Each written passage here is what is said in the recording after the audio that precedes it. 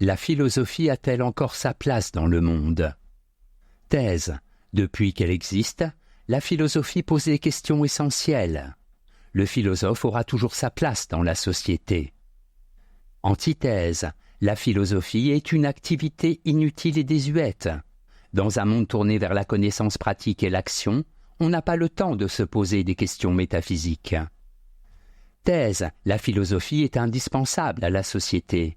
En effet, face aux nouvelles formes d'obscurantisme, il faut rappeler la question fondamentale que pose la philosophie. « Que fais-tu de ta vie, toi, qui es condamné à mort ?» nous demande Heidegger. Premier argument, les hommes contemporains sont désorientés.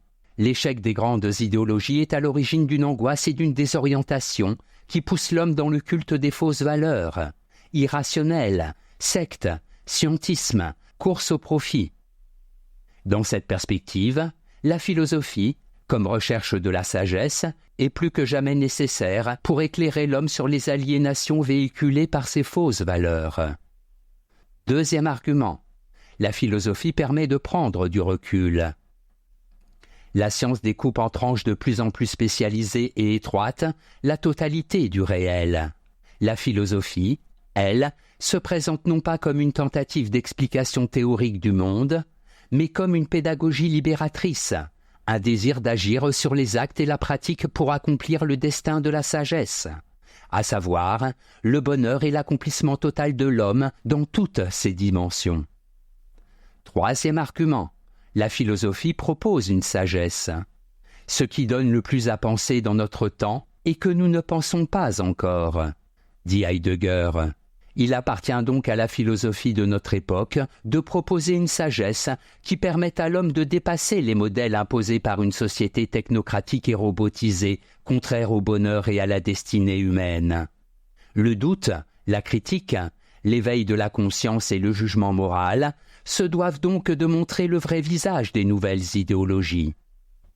En bref, face aux angoisses contemporaines, la philosophie, recherche de la sagesse, est plus que jamais nécessaire.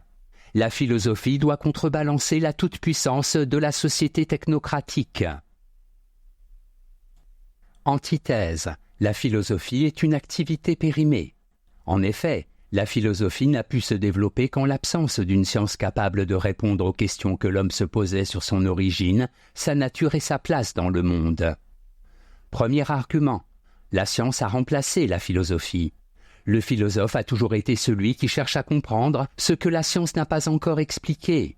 Au fur et à mesure que la science progresse, elle explique des phénomènes que le philosophe voyait comme des questions métaphysiques. Questionneur inlassable, il voit de l'essentiel là où il n'y a que de l'inconnu provisoire. Deuxième argument, la philosophie questionne, la science répond. L'astrophysique décrit le commencement de l'univers, la biologie l'apparition de la vie, la paléontologie celle de l'homme, la psychologie, la caractérologie peuvent expliquer qui je suis. Il n'y a donc plus de place pour une philosophie enfermée dans son doute, comme dans une forteresse prison, dès lors que l'investigation scientifique nous met sur le chemin du savoir. Troisième argument, le sage n'a plus sa place dans le monde. Rembrandt a fort bien représenté le philosophe, un homme méditatif et solitaire, loin de la vie et entouré de manuscrits poussiéreux. Notre époque, en pleine mutation technologique, a davantage besoin de techniciens efficaces que de sages pontifiants. En effet, il faut pouvoir, en toutes circonstances, répondre à ce qu'exige une situation au bon moment et avec efficacité. Le philosophe n'est pas un homme d'action. Il n'a rien à faire dans une société dominée par l'action et l'efficacité. En bref, la science peut tout expliquer. La philosophie n'a plus sa place dans le monde moderne.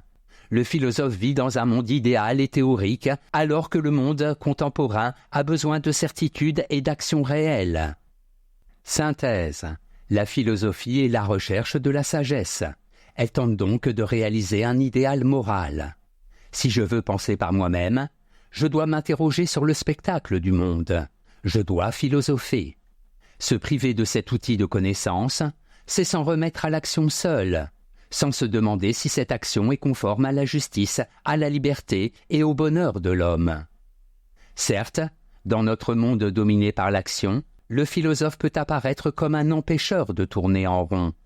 Celui qui ne fait que poser des questions, alors que le monde moderne attend des réponses et des certitudes justifiant ses actes.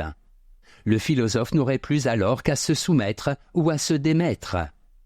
La question reste posée, mais, en attendant, personne ne peut m'empêcher de philosopher en toute liberté. Notes et commentaires, obscurantisme, attitude qui consiste à refuser les acquis de la connaissance, de la raison et du progrès, par exemple pour des motifs religieux. Scientisme, doctrine liant la vérité d'une connaissance à la démarche scientifique. La science serait donc suffisante pour tout comprendre, pour répondre à toutes les aspirations. Citation. À quoi bon la philosophie si elle n'ouvre pas toutes les aventures? Sans en interdire aucune. La science, l'adopte ignorance, la naïveté, la beauté, l'ivresse de Dieu. Michel Serres. Prenez garde qu'on ne vous emporte avec la philosophie, ce vin leurre. Saint Paul.